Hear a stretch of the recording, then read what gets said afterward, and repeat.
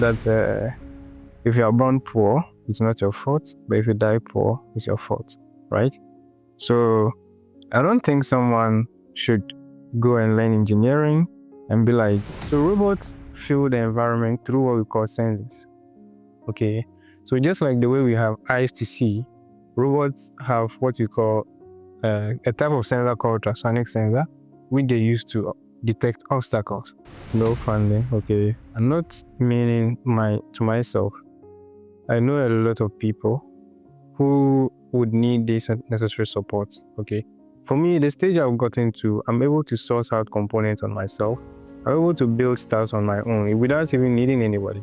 Yeah, so all I want to tell young innovators out there is just to, keep pushing and then keep working hard and also be self-motivated.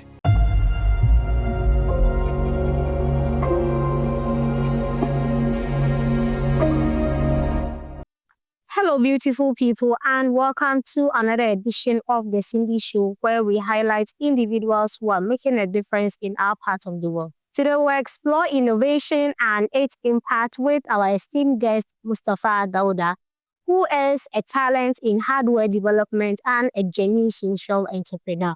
Today, I promise this episode is going to be educative and insightful, so please don't stay away. I'm going to introduce my guest and we take it from there. Welcome to The Cindy Show. Thank you very much. I would love to know about your story and your passion for the hardware development and social. Thank you. You're welcome. So growing up, I was so curious about knowing how things work. And most often I used to pick things, break them to see what's inside and then refix them back. Then fast forward when I started my education and then I got into the university. I studied a course that has a lot to do with manufacturing and all the everyday items around us. So I did biomedical engineering and we did so much of electronics. And almost everything we learn today is all about electronics. And that has been able to merge with my younger self to today. So that ended me in the hardware space where I develop and make some of these hardware devices.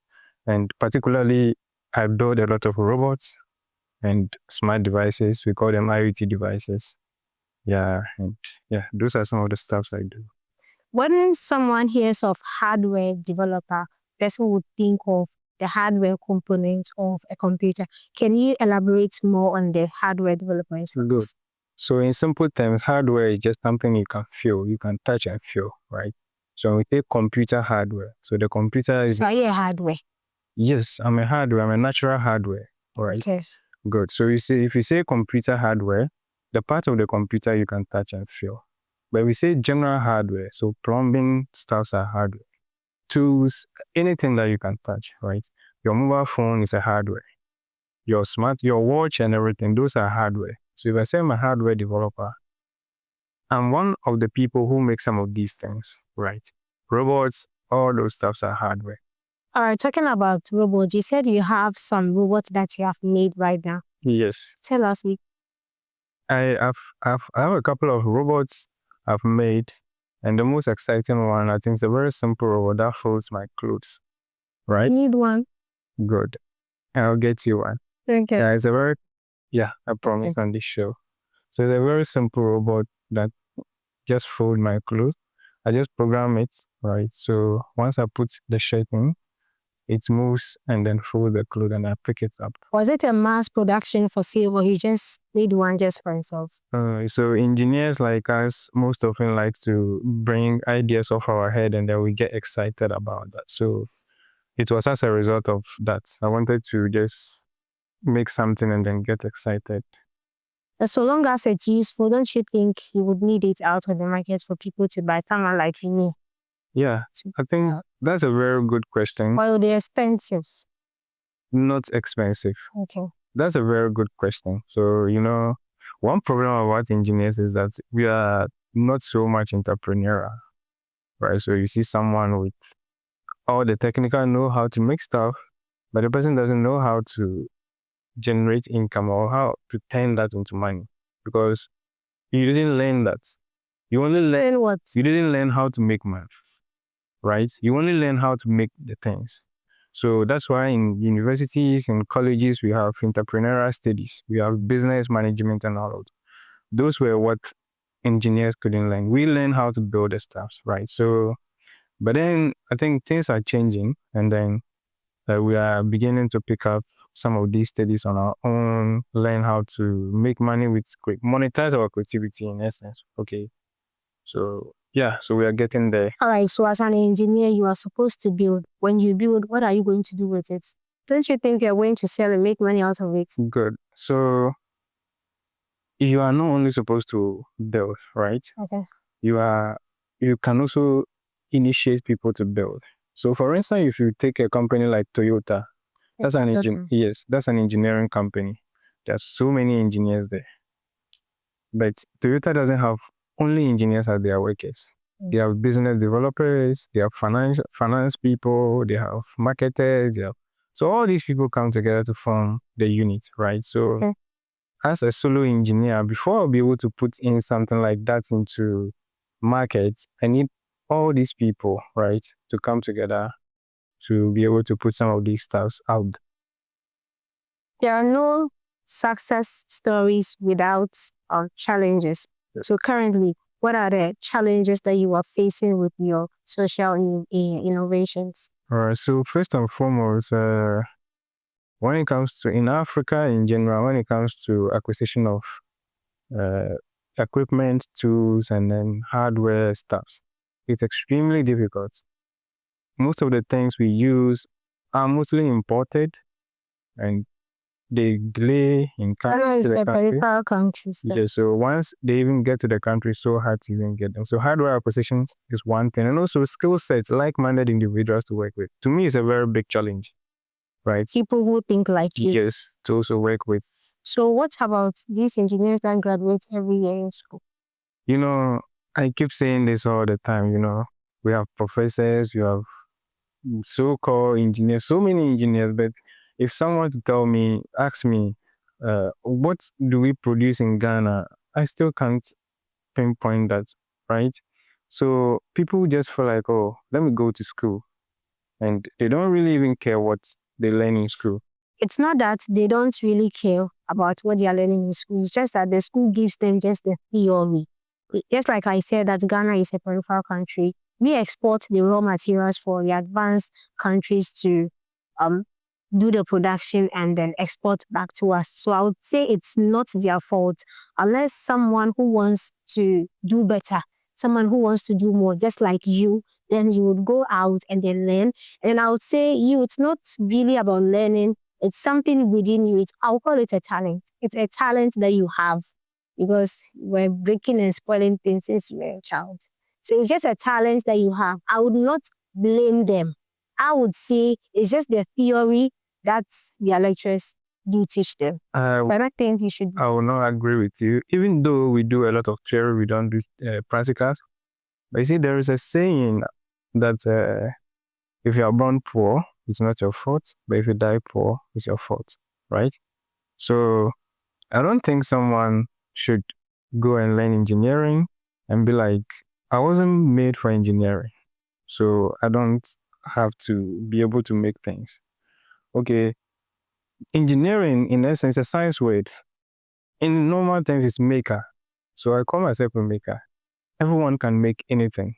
You can make food, so you're a food engineer, right? Someone can make furniture, so that's a woodworker. So the process of doing something is engineering. Okay. It's not so cumbersome word, right? Once you can make something, you're an engineer. Okay. So we need to rewire our thinking, right? Okay. So it has to start from there before even the institutions begin to bring in the practicals that we are always. If the institutions do not have the practical set, how do you expect the students to do the practical? That's a very good question. And I'll use myself as an example. Okay. I'm a self-taught engineer, right? That's why I said yours is nature. There's a vast difference between you who is talented in that and then someone who is just learning. Good. So I trained a 7-year-old to be able to design okay, design something on a computer, and then manufacture it physically. Is it Chinese? It's not a Chinese. This is a black kid in Ghana. Okay. Now, and I've worked with a lot of these people, and I do that to experiment something. None of these children failed when it comes to this. Almost all of them are able to follow whatever I'm able to do. So I asked myself, are engineers born naturally or they are made? Okay, so it's just a passion behind that. It's passion plus hard work. Yes, it's passion driven. And then talent too. Even though to some extent, talent can come in, but most often it just. Or if you have the talent and then you don't nurture it, that one you will not even get what you want. It's just like. So for me, I would say yours is talent plus passion plus hard work. Well, is that right? That's all right. All right. So let's move on to our discussions. You see, can you take us through how you like make some design of your robot, and then did you mention ICU or something? No. What did you mention? Robot and then something. You mentioned something. IUT, sorry. All right, so take us through the design of your robot and then the IUT. And then what does IUT stand for? Good. So IoT means Internet of Things. Internet of Things. IUT. IoT. Okay. IoT. Yes. All right. Internet of Things. Okay. Now, I'm a technology enthusiast. Like, I like everything about technology. I studied science in my secondary school. So I was so much fascinated about how things work. And it's very beneficial to me, right? Because it's through science that everything that we use is possible. So now I decided to follow the same trend all the way into engineering. It was at a certain point in time, I read about emerging technologies, then how the future is going to look like. So, and we're also going into the future. How am I positioning myself to be in this future? And that's why I discovered robotics, I discovered AI, I discovered IoT, big data, nanotechnology, right? They are all methods. They are all emerging technology, future technologies. Okay. So in order for me to stay relevant in the future, okay, one will need some of these skills, okay, programming and all of that. So which one best fits my category? Okay, so I decided to go with robotics, IoT, what do we call 3D printing, renewable energy. So these are what fit into my category. So I started learning them bit by bit. So before you build a robot, okay, a robot is simply something, anything that just does simple work for you, okay, in simple terms. So they cannot do complex works. They can do complex works, Okay. right? But in simple terms, they just do things. They just do what we want them to do for us. So it has a central part that takes instruction from you and then act based on that instruction. Okay. Let me use a computer for example, or maybe a traffic light. That's a robot. It instructs people to do, cars to do what it wants to do on the field. Now, the core system, the core component that does this, the switching of the lights, is called the microcontroller unit. This is programmed, or this is instructed, okay, to always switch on and off the various lights with some time interval. So every robot has a part where you program. Okay, then that part's now send instruction to the other components, such as the moving part, the motors, and then the actuators through wires. So just like kind of like replicating the human, okay, you know, your brain sends signals to your hand through your neurons, right? So if you have a robot, it has a brain part, which is the microcontroller. You program into the instructions what you want it to do. It sends that through the wires and then to the motor. Okay, so if you want a robot to pick up something and drop somewhere, there is a microcontroller unit or a brain, which normally we call CPU. That's the higher version. You program it or you code it. Most often they say that. Then you connect that microcontroller with wires to the moving parts, that's the motors, to be able to pick that thing for you. So basically, that's how the robots work. So the robot cannot go contrary to what you have designed for it. No. A robot, you see, once you build a robot without programming, it's a dummy object. Okay. it can't think on its own. Now, people really don't understand how robots works, and then they mix it up with AI. So when you add AI, artificial intelligence, to a robot, that's where the robot begins to learn about the environment. Okay. So the kind of AI we see today, generative AI, is not equal to AI. Okay, that's a bit different. Now, if you want the robot to be so smart to be able to be interactive to you, you need to add some kind of intelligence to it. And that's what they name as artificial intelligence. Right? So the same CPU or the same microcontroller or the brain of the robot, you can add artificial intelligence to it. So the robot can be able to feel the natural environment. How can a robot, which is an artificial, feels the natural environment? Good. So the human being, itself is a machine. No, I'm not a machine. I was made from sand. So we are natural machines. Okay? We are natural machines. We have sensors, right? We have 5 senses. Yes, we have eye, ears, nose, head, and then skin. So robots feel the environment through what we call senses. Okay. So just like the way we have eyes to see, robots have what we call a type of sensor called ultrasonic sensor, which they use to detect obstacles, right? We have sensors that also detect temperature. We have sensors that detect touch. We have sensors that detect sound. All the parameters in the environment have sensors to detect them, pressure and everything. These are embedded in robots, so they'll be able to know that, look, here is hot or here is cold. Or you put in a sound sensor in the robot, and when I speak, it will hear what I'm talking about. So the sensors help them to collect data or information about the environment. That's how they are able to know that the environment, this is what is happening around them.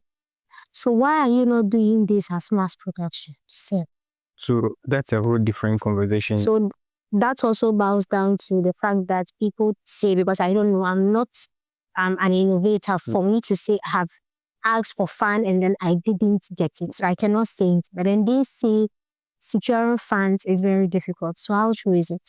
It's very true. So in our part of the world we are, we don't have policies that make room for these stuffs, for innovation. Unlike in Europe, there are funding for innovations, right? And now they are even looking to attract, some of these European countries are looking to attract top talents around the world. So for instance, if you are someone who is a very good person, they know that you have a potential to develop a product. They have someone like you. They have these initiatives where they invite you to come, put your product there, they invest in you, you create a startup, you employ people there, you pay tax to the government, which is a win-win in their country. In their country. Why not back home?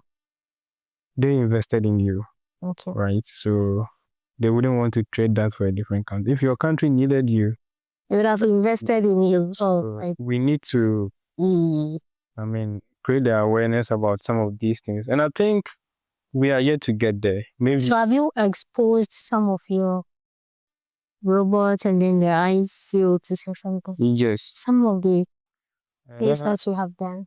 I think every year we used to have exhibitions. Okay. We have what we call the Ghana Digital Innovation Week. I'm not the only person who does these stuff in the country. So other young guys come and then display what they've manufactured, what they've produced out of engineering and then STEM, right? Yeah, so they display all these things at the Ghana Digital Innovation Week to attract investors and funding. But then we still have little going into that from other investors and other top people, right? So there's a lot of work to be done in that area, actually. That's why the growth is very slow. Apart from the Africa, Ghana Digital Week something, have you thought of other opportunities too? Yeah, I've thought of so many opportunities actually. And, just like I said, we are still at a stage where we are growing up and then crawling up to be able to carry on with some of these things. Okay. Let's go for a quick break and right back. All right.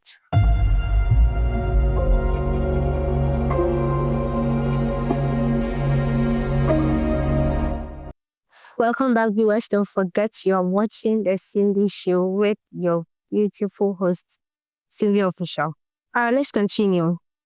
Where do you get the materials to produce your robots and your IOCTs?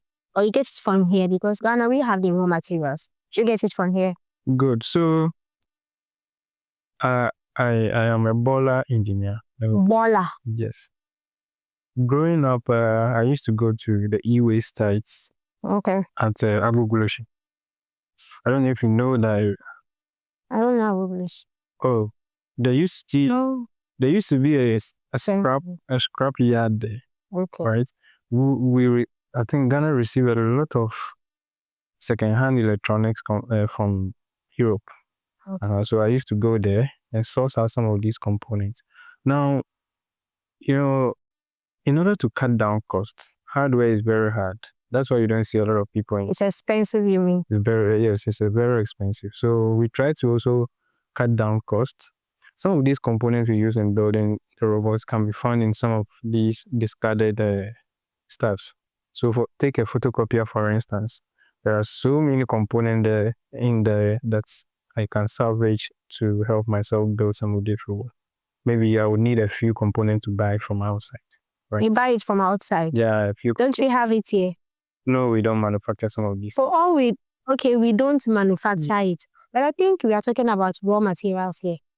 Yeah, so what we have in the country, so for instance, the microcontroller units, okay, we don't have facilities that manufacture them in the country. Okay. Yeah, so for that, we buy from outside. So if you want to build a computer, the CPU like this is made by Intel or AMD, and they are based in Europe and all of that. So these components mostly are not manufactured. And even the sensors, most of them are imported from abroad. As you just mentioned, Europe and all that, since you are not getting funding and then the necessary support, have you thought of Japan? So that you go there, it will help you. I've thought of that many times, but then sometimes I also feel guilty. Guilty? Yes, because who have you offended? If my own self, if all talents are to Japan and then go to Europe and all of that, who will stay and then make the place better? Right. You are thinking of making Ghana great, as they say. We should stay and then make Ghana great. And then those people who are supposed to help you make Ghana great are not helping you. Why should you feel guilty? Yes. You're not being fair to yourself, if I may say. If that is what you are thinking. I'm very fair to myself. Okay.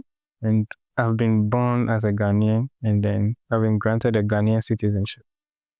There is someone somewhere who needs a Ghanaian citizenship. Who? Where? All right. So I think recently we heard in the news that they were deporting some people on the streets. From? Immigration. From which country? In Ghana? Ghana. These people wish they could have Ghanaian citizenship. They are just here because back in their country, they cannot beg. No, they can't even stay in the country. Why can't they stay? They can. Oh. They are just lazy. That is why they are here. No. They are lazy. Some of these people are displaced by wars and stuff. Most of them are Hausa. Most of them, they are Niger people. They are just lazy. For me, I believe... Okay, so most of them, they are lazy. That's what I'm saying. Okay, that you are right. So for me, knowledge is the most precious thing that one can ever have.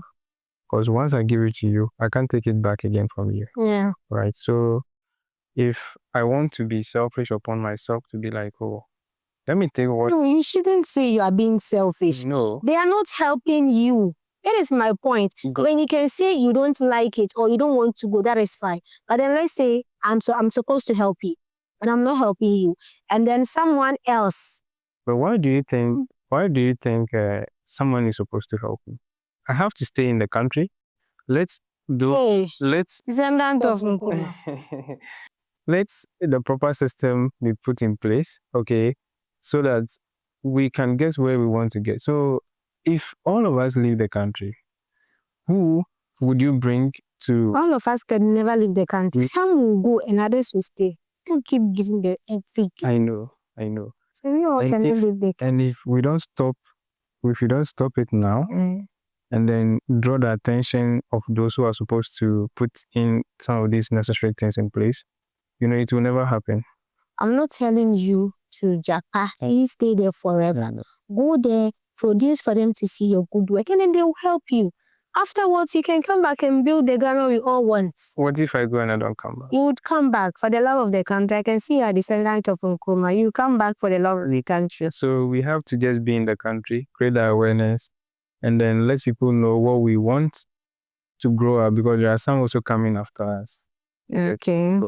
So I just hope the government and then people in the right authority would hear your plea. So they'll come and help you, and then you employ me to whatever. But so talking about funding, still on it, is it that you've never had any support from any NGO or the government or any relevant stakeholders? Yes. So for me personally, I've never had any funding. I've never had any support. But there are other guys who are doing well out there who have been supported to produce stuff, right? And I can mention a few of them who are doing well out there. But for me personally, I've never had any support. I've never had any awards. I've never had anything like that. I just do everything. They say no, you shall be open or what? Yeah. Have you knocked? I'm a lean person, okay? I always prefer to do things by myself. So I'm not a great team player. No. Why? It's not... It has nothing to do with not being a great team player, okay? We have people who really, they are more outgoing, okay? I'm the indoor type. I don't make a lot of noise about some of the things I do. About 80% of what I do is not online. Provided the goal I want to achieve is achieved, I'm okay. And are you okay with how things are going now? Yeah, I'm okay with how things. I doubt. I'm very okay. Because we all want more. Yeah. Did you study? Oh, you studied science, right? But you studied any of the arts or histories? I would have said human needs are insatiable. Good. So I try to also be a minimalist as much as possible. I will never be satisfied with what I have. Human needs, just like what I said, human needs are insatiable. Until you die, you always request for more. So I don't think you're okay. I'm okay. I'm not. Maybe you're just saying to me or my viewers, but then you would like it if you get the necessary support, won't you? Oh yeah, that's... So why are you not asking? And then you just said there is no funding, there is no support. You've not asked. So why have you concluded that there is no funding, there is no support? When I say there is no funding, okay, I'm not meaning to myself. I know a lot of people who would need this necessary support, okay? For me, the stage I've gotten to, I'm able to source out components on myself. I'm able to build stuff on my own without even needing anybody.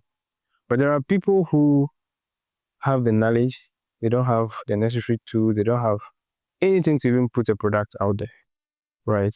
So if you search on my website, you see a couple of products like lamps and other stuff. I didn't need any support to build that. But there are people who can even do more than me, who don't have some of these things.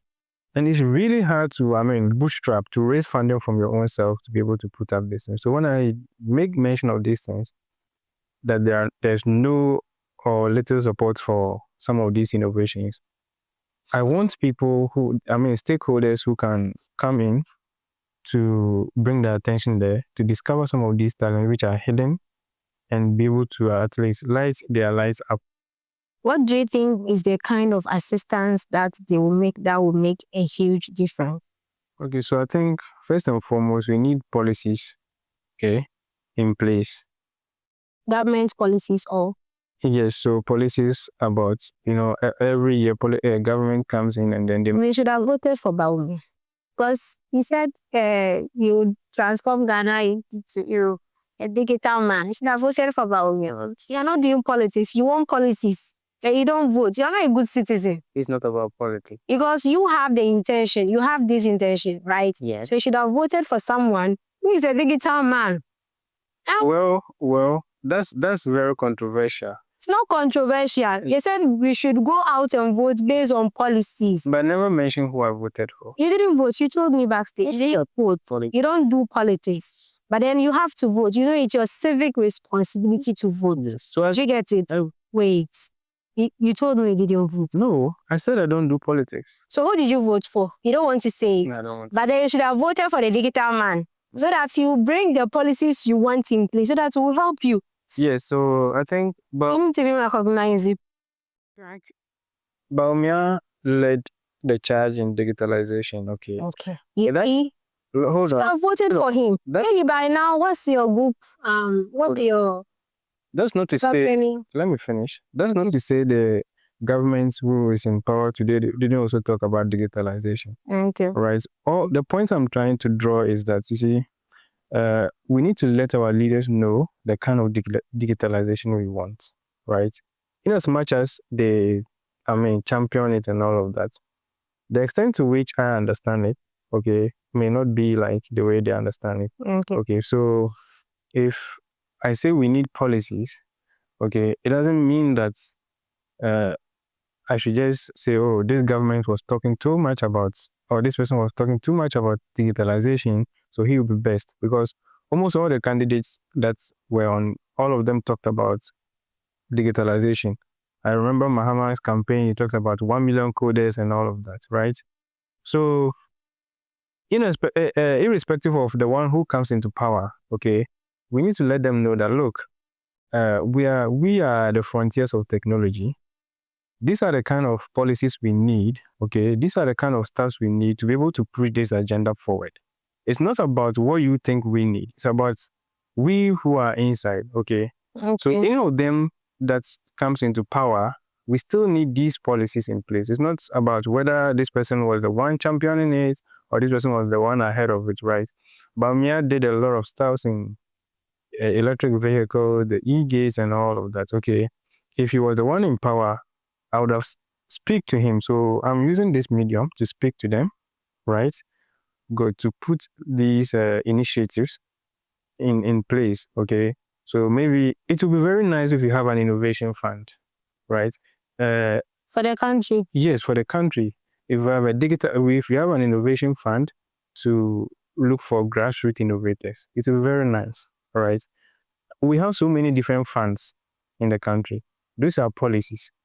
So if we have an innovation fund, I think it will be so clever that people who are developing prototypes can tap into, can apply. Okay, I have a prototype of developing. I don't want to mention so many stats of that. Some people would do. I've developed an incubator using discarded fridges. Okay, and we worked on it in the north, funded by some organizations. I think during that time, one of my friends was leading that. Okay, so if we had an innovation fund where people who have some of these ideas can just apply. I have a project and it is supposed to help so and so and so. Then I apply into that project. I need a funding of this to mass scale it. You know, that will help, right?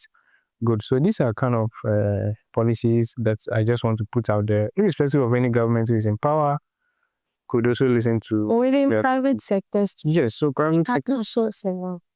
All right, so talking about prototypes, how do you test and refine your prototypes? Good. So prototyping is basically, you are testing your idea, right? To make testing the idea that you have. Okay. To make sure that it will work before you start to mass produce. So if you are making a device like a mobile phone, you would like to bring an example, okay, proof of concept of the mobile phone. Okay. Good. Then you test it through so many means, depending on the user. So if you are using a mobile phone, I would like to test it based on how frequent it will fall from your hand to make sure the screen doesn't crack. If the screen crack easily, how do I fix that? Okay. Or how the battery lasts and all of that. Good. So there are a series of tests whenever you are developing a product, depending on the type of product and also the user. So we don't just have or some specific test, even though there are some standardized tests like dust, heat, and all of that. But depending on the type of product and then the user, okay, you test it based on that to optimize the product. So what are some of the things that you can manufacture? I want to, you just mentioned of robots, Yeah. and then. So for me personally, I can make electronic devices, like All kind of electronic not devices. all kind of electronic devices. Okay, so specify them for us. So I can build devices into farming, poultry farming, agriculture, smart agriculture systems. Okay, so if you are a farmer and you need a device to monitor your farm, okay, I can make an IoT device that you install in the farm, and then right on your phone, wherever the farm is, I can connect the whole farm to the internet. The device picks data, soil moisture, nutrients of the soil, the crop health, and send that data into the cloud. Then you can access that data on your mobile phone or even on your computer. So that's a smart farming, right? I've also developed. If the land is less in fertilizer there. Yeah, it will tell you, to let you know that, look, the soil is depleting from fertilizer and all of that, and you need to go. So that's precision farming. Okay, so that's the future I envision and then we are going into. I also have smart irrigation, right? You can install these devices into your irrigation farm. Sensors are in the soil. When the soil is too dry, it will send you a notification. And with a click of a button, then you can just water the farm even whilst you are even in Accra. You can water the farm? Yes, you don't have to be in the farm, right? And also, talking about robots, I also have, all this technology cut across so many areas, okay? So we have robots that can plant, robots that can spray farms. Robots that can plant? Yes, that can plant seeds. So it will take the seedlings and dig the soil? Yes, yes. So, so don't look at it like a human being, okay? So a robot can be a car. Okay. It can just take a form of anything. It can take a form of an animal. It can take a form of a car. Animal will be scary. No. So you can check out Robot Dog and you can find out some of these stuff, right? So it's just like that. You put in the seeds, you program it, and then it's move on the field and then plants everything. Okay. And we can have a robot which assists people in the kitchen. Okay. Now you can put your recipe, the robot can just prepare the food for you straightforward. Hey, it's my smile. Yes. Get assistant. Those are the futures we are going in, the future we are going. And also, there's one fascinating modern technology called 3D printing that I do. Okay. So with 3D printing, you design what you want to make on a computer software called CAD. Okay, CAD software. Then you save it in the pen drive. Then you put it in the 3D printing machine. Then makes the physical object for you. Unlike the 2D printing machines we have, so all the printers we have currently are 2D. They print on surfaces of paper. But this one, if you want to make anything, any physical object, you model it and then you save it in a pen drive or SD card. You model it? Yes, you design it, right? So you design it on the computer? Using the CAD software. Okay. So you said model as if you're going to use some clay and No. We don't use that. So once we call that 3D modeling. So once you finish, you save it in an SD card, you put it in the machine. Then the machine uses a material to build the physical object. Okay. And it has wide range of applications. You can apply it in medicine, agriculture, small scale manufacturing, and all of that. People are using 3D printing to print artificial organs.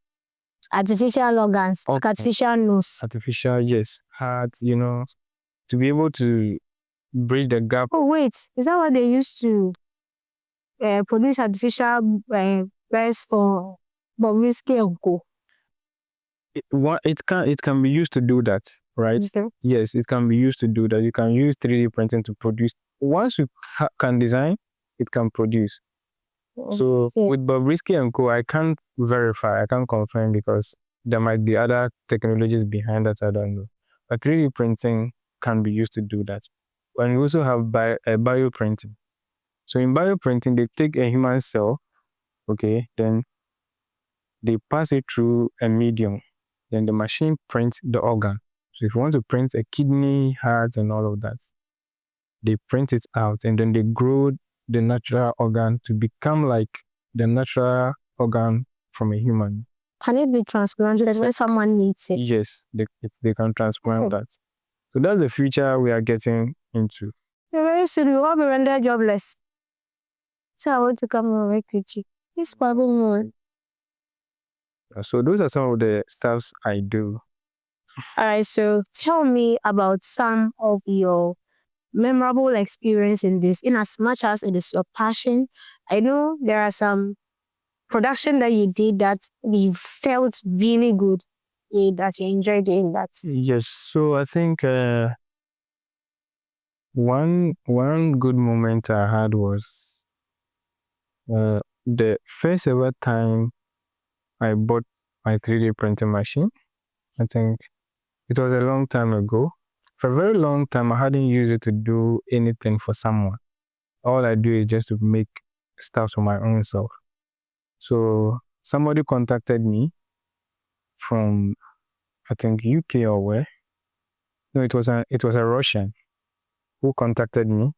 That, do we do 3D printing? I said yes. I had posted my jobs online, so was like, no, he can't believe I can do what he wants. And I said, oh, I've been doing 3D printing for a while now. So this man put me on a challenge that if I'm able to do this, he was so happy. So how much would I take him? I said, no, I'm not taking you money. I'll finish the job. If the job impresses you, then you pay. Oh. The man was like, why am I so confident? Said, yeah, this is what I do. He couldn't believe that. So I was like, so when he sent me the work he wants me to do, actually it was, I don't know, he had a machine. So part of the machine got broken down. And it would have costed him so much money to import that part. Okay. So he wanted me to 3D print that part because only that small part, before you get it, you have to you have to mass produce them because the company you are reaching out to replace that part for you wouldn't make that thing alone through their manufacturing process because it would be so much expensive. So he was looking to explore other manufacturing process and 3D printing came up. So he searched on Google to see whether Ghana will do that. And he spent about 3 months. Why did he look out for only Ghana? He was in Ghana. Oh, okay. He was in Ghana. He's a Russian. So he said, can I 3D produce this for him? I said, okay, fine. Yeah, I can do that. So he called me to his house. I went and take a look at the machine. I took a mobile phone and then I took pictures of the broken pieces. Okay. And then I went home. When I went home, in 2 days, I produced an object for him. Just in 2 days. Let me clap for you. Wait.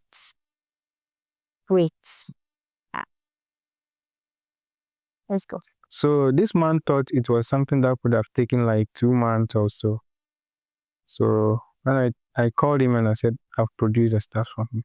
He said he's going to Russia, but he'll be back in the next 2 weeks. So when he comes, he will have a look. I said, okay, fine. So I kept it down. Then when he came back, he invited me to bring the object. I brought it and then it fixed exactly how it's supposed to be. And prior to that, I've never done a job like that before. So how did you do it? You know, I just applied the basics of what I've been doing already. You call these basics? Yes. And you know something? This man gifted me one full machine for free. Oh. Yeah, so maybe when you happen to come to the office, I'll show you the machine. I'll be the first person to come before them because they cannot take my shine. I'll not agree. That was the most exciting job I've done so far. All right, so you've spoken about your most exciting part. Let's talk about your saddest part. Have you ever felt of giving up? So many times. I thought as much. Tell me. So many times. So as an engineer, look, you plug yourself to the wall socket so many times. You hit your head. You'll be shocked. You'll be cut. You'll be bent so many times. So how you got this in? No, this is different. So imagine you are working on a project, okay? And then you pass through all these. At the end of the day, you make one little mistake then you blow up everything, right? So just a single mistake can mess up Just mess everything. up everything. All the hard work that you Yes. put through. So the most saddest part was the time I met this man. We went for a conference. That was in 2021. So we exchanged contact. Contact. So he used to view my status, and one day he gave me a job. He believed I could do this work. I also believed very well that I could You do it. could do it. Sent him a budget. This man procured all the hardware needed for the stuff. And he was racing to a deadline. And I said he shouldn't worry, I'll finish this job. So I was so confident, right? Because I knew this was just finish everything, built the stuff, programmed the thing upon hours and hours of doing so many things. Now, when the time for me to test the machine, the man was taking it the next day. So today was the day I was supposed to test it to make sure everything is working. Not knowing that I had mistakenly connected a wire the wrong way. And look, in about 0.001 seconds, everything will be ruined. Electricity. Yes. Once I plugged the whole system, everything just blew up. Oh. And this was a huge amount of money the man spent. Did he ask for a refund? He didn't ask for a refund. He was just so disappointed. Myself, I was so disappointed of myself that, look, I felt like, let me quit hardware. Oh. Right? Definitely. So these are some of the ugly sides that we normally face. After being shocked by electricity so many times, you cut yourself so many times, and then the project failed. It's all part of the success story. If you don't go through this, you don't even enjoy the success. So it's all part of it. The good side, the bad, the ugly, and then the everything. All right, so let's move on. What's your dream for the future of hardware innovation in Ghana? Or let's say beyond Ghana, Africa. Good. So I want one day, I should wake up and then see so many manufacturing, hubs or manufacturing companies in the country. Yeah. I don't want a future where we have to import almost everything. Okay. I want one day I should wake up and then I have made in Ghana mobile phones. Yes, I have made in Ghana. Made in Ghana because you're not buying Kantanka car. Nobody is buying. People are buying. Kantanka. I've never seen Kantanka car. Oh, there are a lot. And when you go, I've taken Kantanka's Uber before in Kumasi. Kantanka. Yes, Kantanka Amwanima. That's one of the brand name. The name of the car is Amwanima. Amwanima. Yes. How is this? So he names that with the local languages. Oh, okay. Yeah. What does that mean? Well, I'm asking you that I'm a Santi or 2 4 Nana. I'm asking what is Amwanima. Don't worry, I will ask for 2 4. Yeah, so I want to see that future where when the world is, wherever the world is getting to, Ghana is also on that map, okay? Right now we are in AI, okay? People are building sophisticated AI softwares. I want to see that those in AI in Ghana are also competing in the challenge.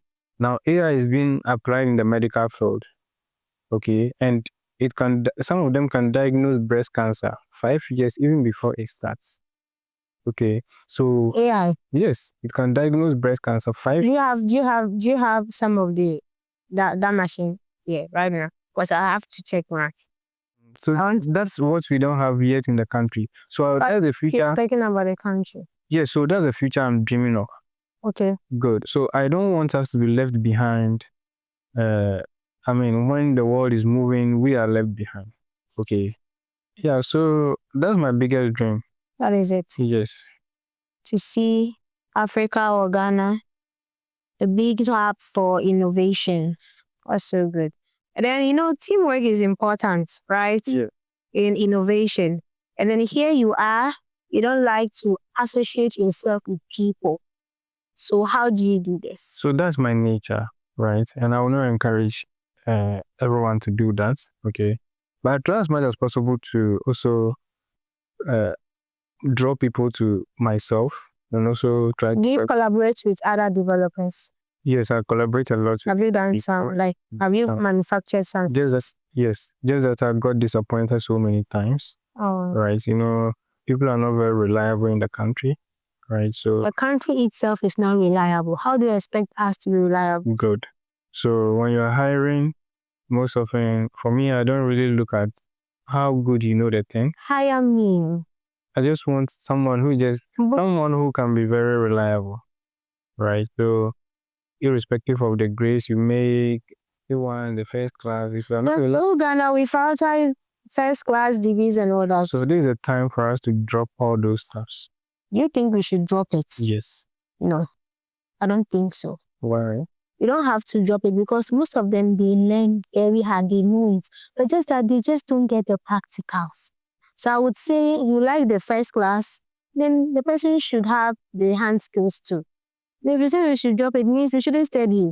Or someone like me, if you say we should drop first class, and yet, you didn't even say we should drop first class. I got pass. What has first class done for someone you know?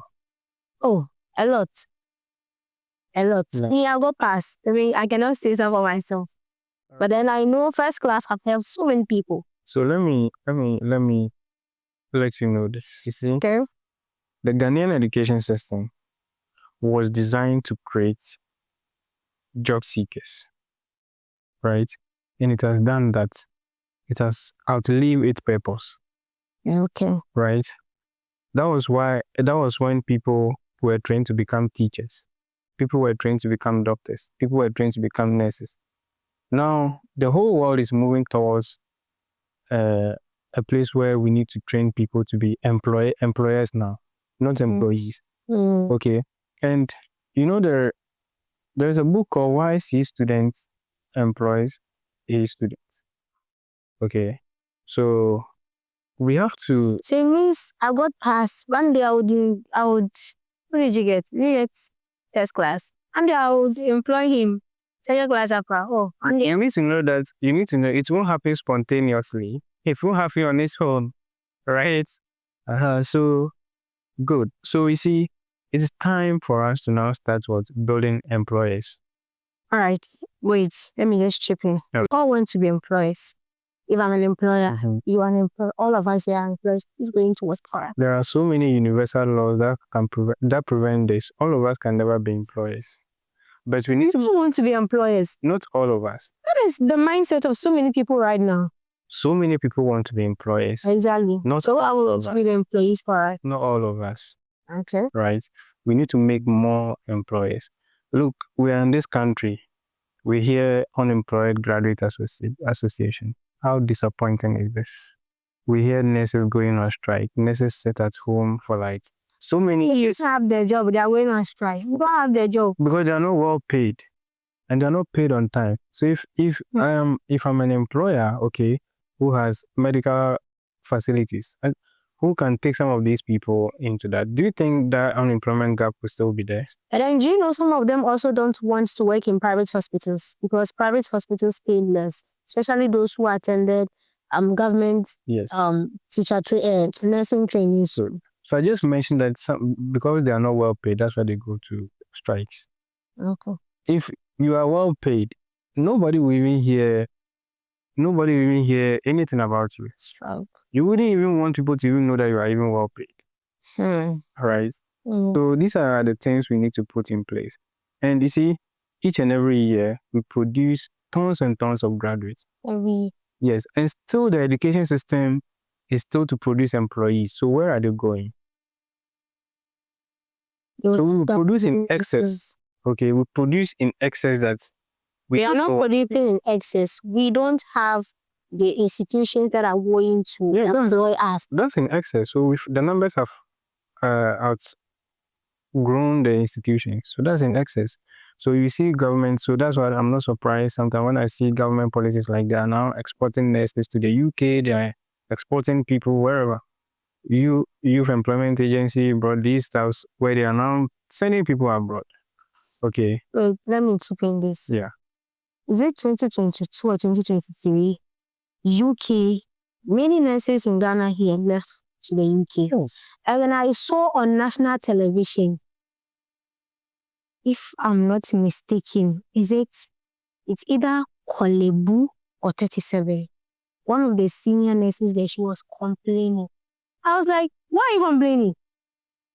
There are so many nurses out there who are jobless. So if these ones are leaving, it creates an opportunity for you to employ these young people who are out there. Why are you complaining? What was she complaining about? That nurses are leaving Yes. to the UK. So you see, If they leave and then you short nurses, I have every right to complain. But then you have so many nurses out there. They haven't even employed us. And then those are they are working with you, they are leaving. You're complaining. She might be complaining because of the future she's seeing. Which future? The future is now. Hold on. So you see, initially you asked me why am I not going out abroad. This will cause, if we all have that mindset, that's brain drain, right? All the talent in the country running away, you've trained people and then all of them are going somewhere to go. I understand it as brain drain if you go there and steady and then you stay there. Obviously, that's what will happen. As a graduate in Ghana here, I am jobless. I don't have a job. And then there is an opportunity in the UK. You don't expect me to go. Why? Do you hate me? Hold on. Do you know that some people left nursing roles? Okay, hired nursing roles, and they still went to the UK. And even as at now we are speaking, nurses still want to go to the UK. Because they don't have jobs here. No, employed. They are employed and they still want to go. They are being underpaid. Good. So you see, we have to. And then even if they go, my problem is even if they go, there are so many nurses out there for you to employ them. So that should not be a problem for you. No. So that trend shouldn't continue. Okay. Those who go to Japan, you don't want to go to Japan. The trend of people leaving the country, you are no problem. The trend of people leaving the country continuously shouldn't continue. People can go and then see greener pastures outside. I agree with that. But then it shouldn't be a trend that should continue forever, because you can envision the kind of future we are going to have, right? It's going to be way more terrible. Those who cannot go, listen, those who cannot go, those who will remain will only be those who don't have skills. And they can't build the economy if you don't have the human capital. Okay. So I think we have to start thinking about what to do. Okay, as young people, ourselves young people, what can we do to change some of all these things? And I mean, stop thinking that abroad is so good and all of that. No, don't say that. Abroad is good. If anyone wants, I always say this, if anyone wants to go, just go there, amass your work, and then come back and build the Ghana that we want. But they don't say they shouldn't go when they are jobless. All right. So they are jobless. You don't have a job. You have a job. So you will not understand the average Ghanaian who is jobless. I recommend. You might not understand, but let them go, make it, and come back and build Ghana for us. I recommend you read a certain book, The Human Nature. Okay. Yeah. I think we've come to the end of our conversation. I have just one last question for you, but then I want us to go on a break. Let's go on a break. We'll be right back.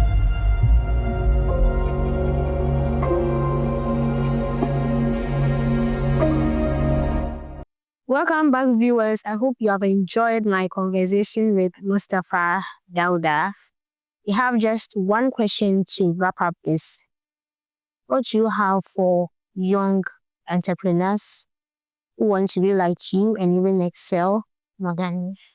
Yeah, so all I want to tell young innovators out there is just to, keep pushing and then keep working hard and also be self-motivated. I want to encourage other young innovators to not feel like they shouldn't ever give up, right? Because the moment you give up, you failed. Once you are in the limelight, one day you'll find someone who might even be the one to help you out the situation. I know a lot of people who have given up on their talent, and now most of them have been in drugs, okay, due to depression and a whole lot of stuff. Okay, so I can understand the situation. It can be so hard, it can be so daunting, because we are at the part of the world where there is less opportunities for us, we have to agree to that.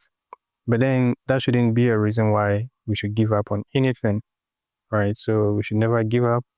And also, we can also seek mentorship from other people, like me, myself. Are you ready to mentor? Yes. Would you mentor me? Yeah, why not? So, thanks for doing business with you in advance. Thank you very much. All right, so yes, so seek mentors and then let them guide you on whatever you want to do. I think together we can all grow. Together we can all grow, as he said. Then for me, if you are seeking sponsorship and you are not getting it, and then you have to jacka. Please jacka and go.